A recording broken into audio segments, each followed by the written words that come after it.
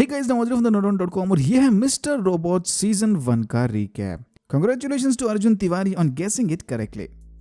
Sam Esmail का बनाया ये शो रामी मलिक की कमाल एक्टिंग और इसमें दिखाए गए रियलिस्टिक हैकिंग सीन्स की वजह से फैंस के बीच इंस्टेंट हिट बन गया था।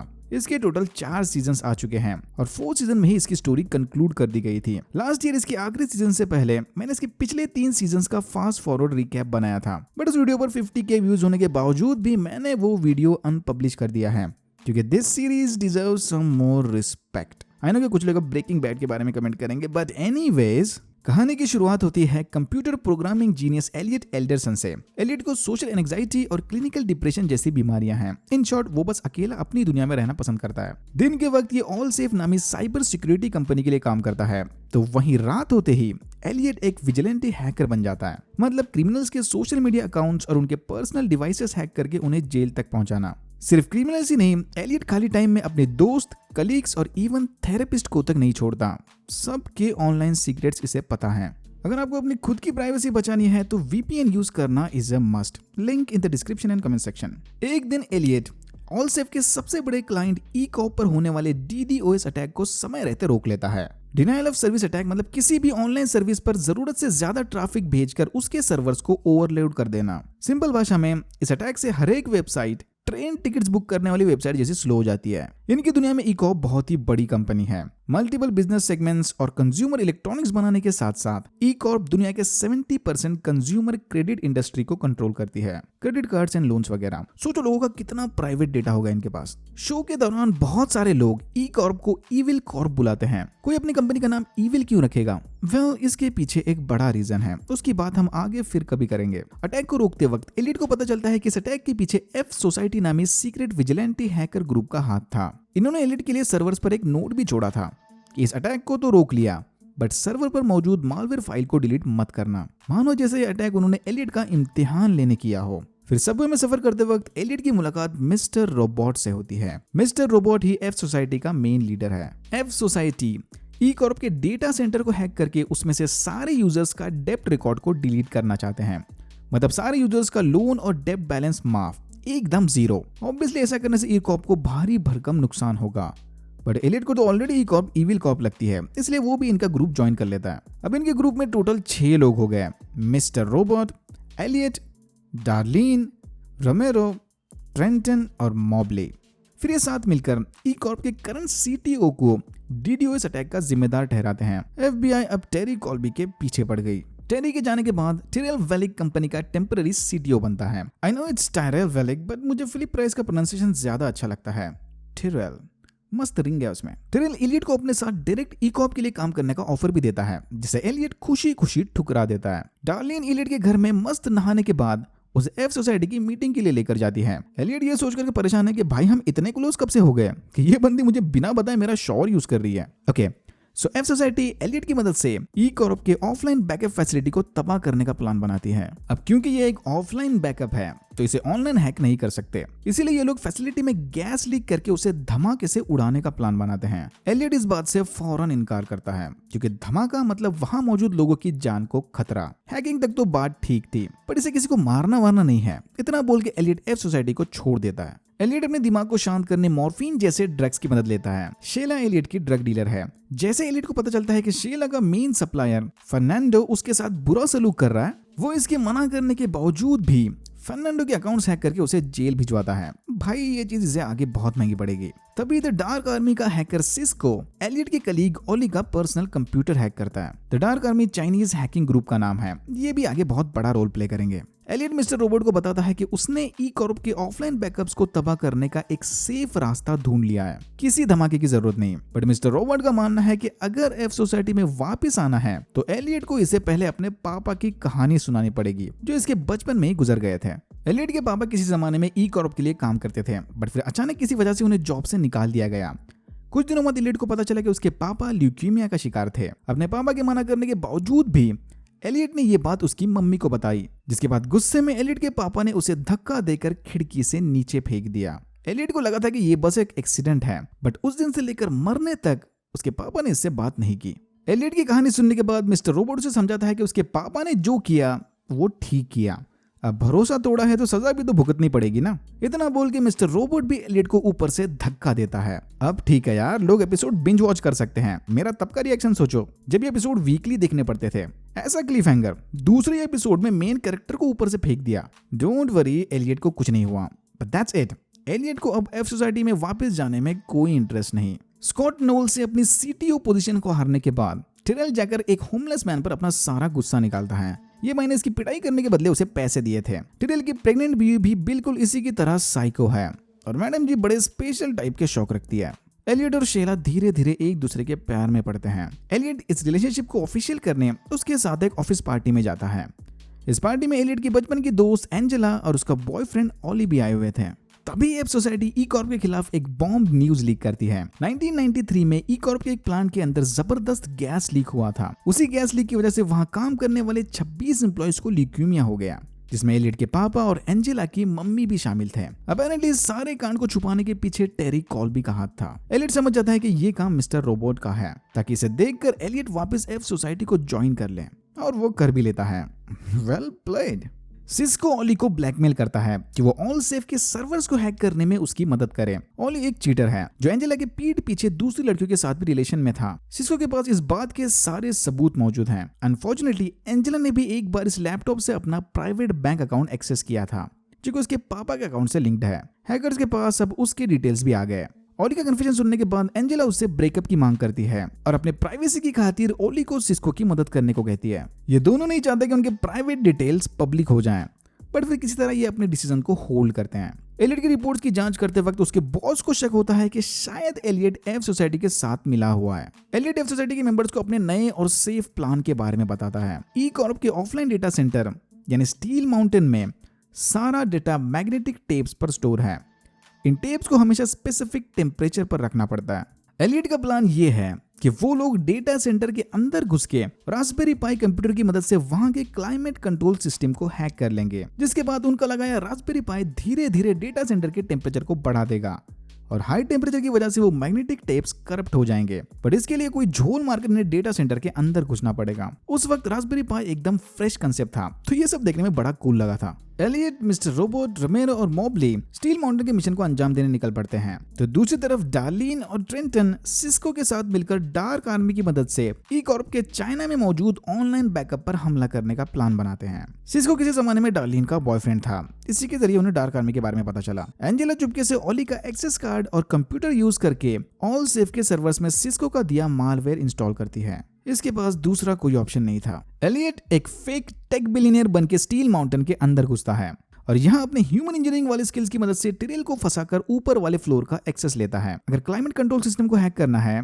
तो रास्पबेरी पाई इसी फ्लोर पर लगाना पड़ेगा। सिर्फ कंप्यूटर हैक करने से कुछ नहीं होता भाई, लोगों के दिमाग भी हैक करने आना चाहिए। एलियट सक्सेसफुली बाथरूम में रास्पबेरी पाई लगाकर अपने प्लान को अंजाम देता है। बट बाहर आते ही टिरेल इसे बताता है कि वो जानता है कि टेरी को फंसाने के पीछे किसी तरह एलियट का हाथ था। बट डोंट वरी, टिरेल ये बात किसी को नहीं बताएगा। दूसरी तरफ डार्क आर्मी डार्लिन की मदद करने से इनकार करती है। उन्हें चाइना में स्टोर्ड ई कॉर्प के ऑनलाइन बैकअप को हैक करने में कोई इंटरेस्ट नहीं। मतलब प्रॉब्लम।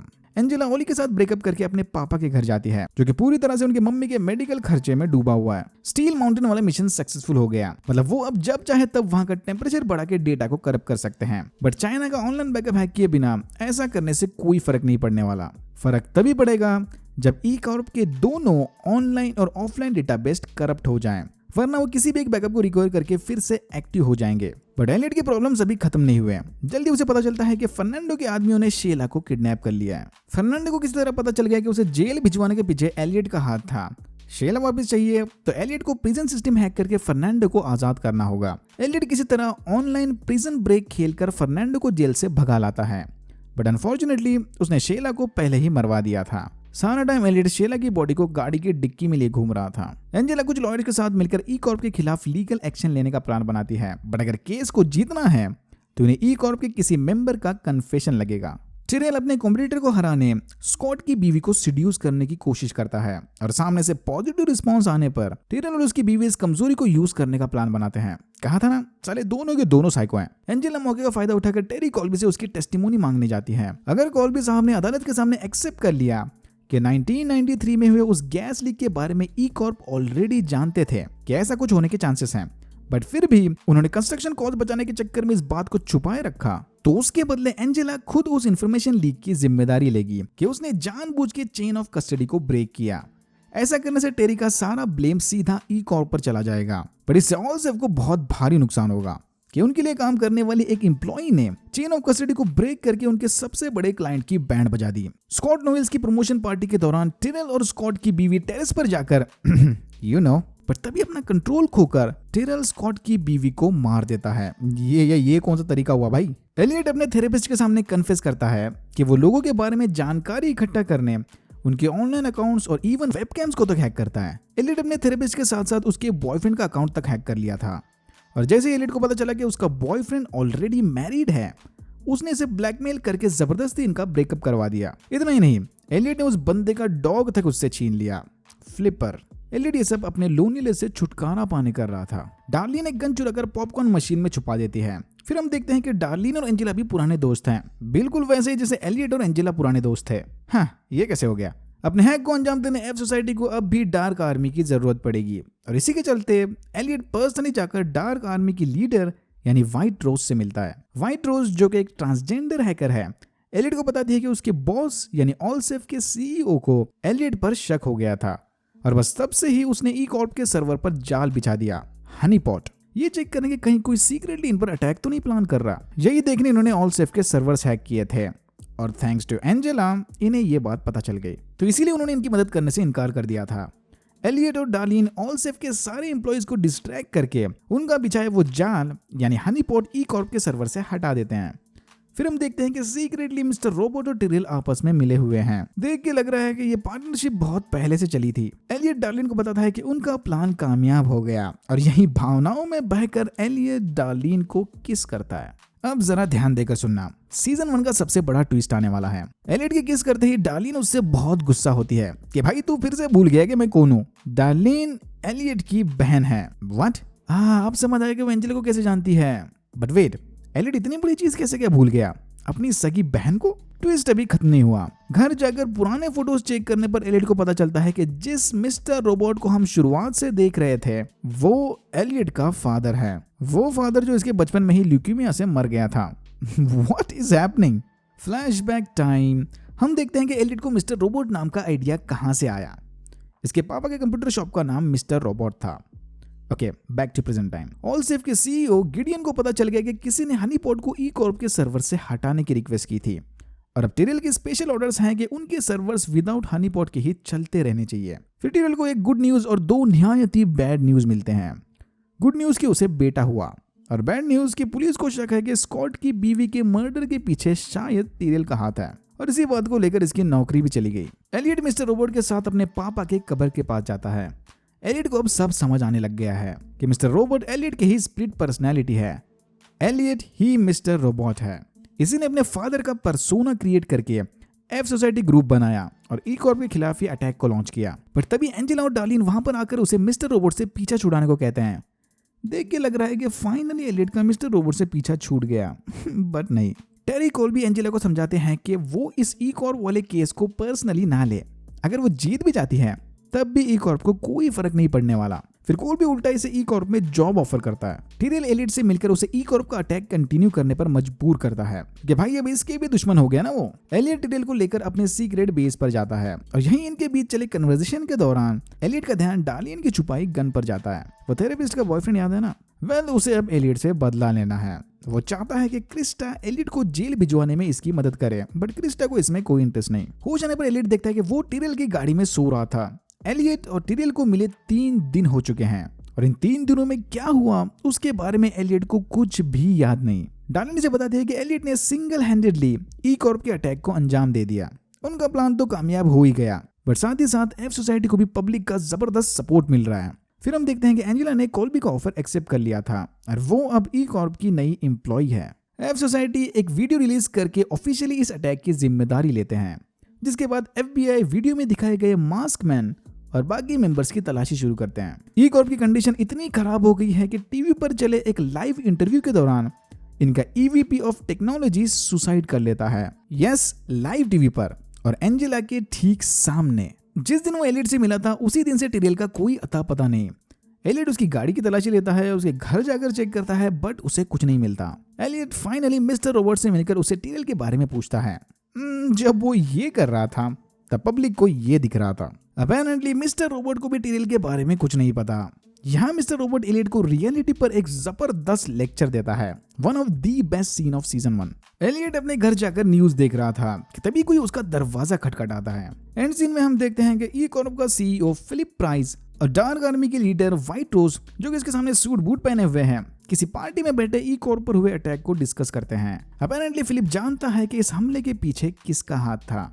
और यहाँ होता है सीजन 1 खत्म। अगर आपको वीडियो अच्छा लगा तो please like, share and subscribe for more videos like this. मैंने ऐसे और भी वीडियोस बनाए जिनके लिंक्स आपको डिस्क्रिप्शन बॉक्स में मिल जाएंगे। Thank you very much for watching and I am hoping to see you in my next one.